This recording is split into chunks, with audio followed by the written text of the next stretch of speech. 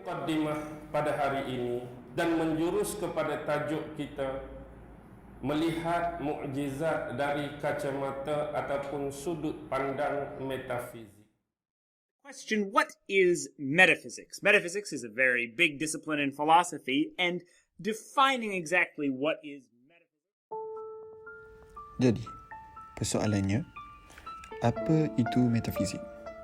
Okey, seperti yang kita dapat dengar daripada video ringkas sebentar tadi, ia merupakan salah satu ideologi yang diperkenalkan pada zaman falsafah yang terkenal. Nak tahu siapa falsafah yang memperkenalkan metafizik ini? Boleh, takkan tak boleh. Assalamualaikum, hai.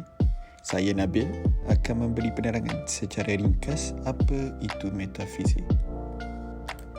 Jadi, ia merupakan salah satu cabang falsafah yang mengkaji sifat asas realiti, prinsip pertama wujud, identiti dan perubahan ruang dan masa, kausalitas, keperluan dan kemungkinan. Ia termasuk soalan tentang sifat kesedaran dan hubungan antara minda dan diri, antara bahan dan sifat dan antara potensi dan aktualiti.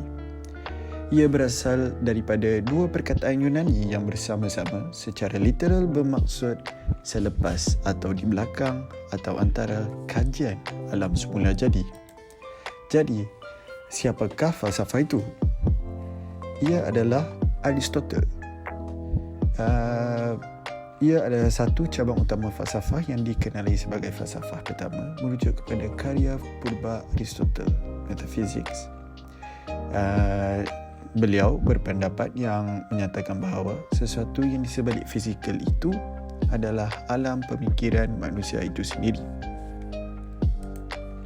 Jadi, kajian pada peringkat yang paling abstrak atau paling umum mengenai sesuatu perkara fenomena atau alam.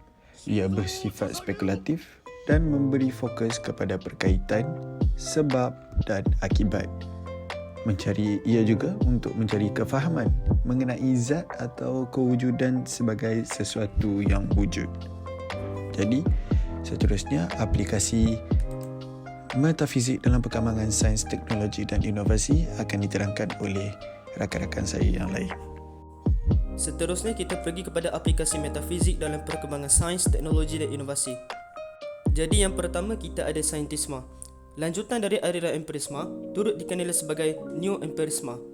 Empirisma ialah aliran yang mengatakan pengetahuan manusia berasal dari pengalaman panca indera atau deria. Manakala saintisma adalah ideologi materialistik yang menyamakan seluruh realiti dengan material. Aliran ini menolak segala sesuatu yang tidak memiliki data serta fakta empirik seperti aliran teologi dan metafizik. Saintisme meletakkan martabat sains begitu tinggi sehingga menjadikan sains sebagai satu-satunya sumber kebenaran yang mutlak. Saintisme ini menyebabkan golongan ini menolak sumber-sumber ilmu lain yang dilabelkan sebagai tidak saintifik dan rasional. Mereka menolak ilmu wahyu sebagai sumber kebenaran. Operasionalisme. Operasisme merupakan program yang bertujuan untuk menghubungkan semua konsep saintifik kepada kaedah-kaedah uji kaji. Ia bertujuan untuk mengeluarkan sebutan yang tidak berangsukan operasisme daripada sains kerana sebutan begini dikatakan tidak bermakna atau remeh. Untuk mentakdirkan sesuatu konsep sains, ia mestilah dinyatakan dengan jelas bagaimana uji kaji itu dilakukan disertai dengan syarat-syarat yang berkenaan. Positisme.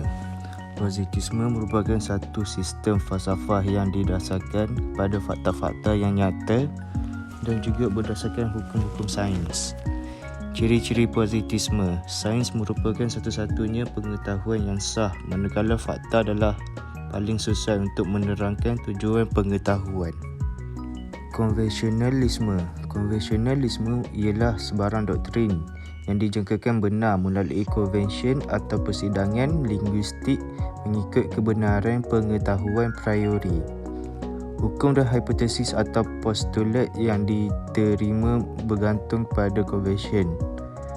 Dengan mengadakan konvensyen, inilah mereka cuba menentukan bahawa teori atau hukum sains yang baharu itu benar walaupun dengan hanya melalui konvensyen.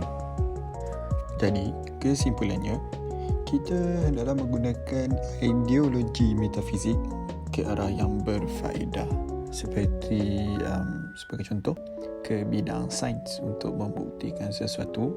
Dan janganlah kita menggunakan ideologi ini untuk mempersoalkan tentang bab spiritual dan agama. Jadi sekian daripada kami. Terima kasih.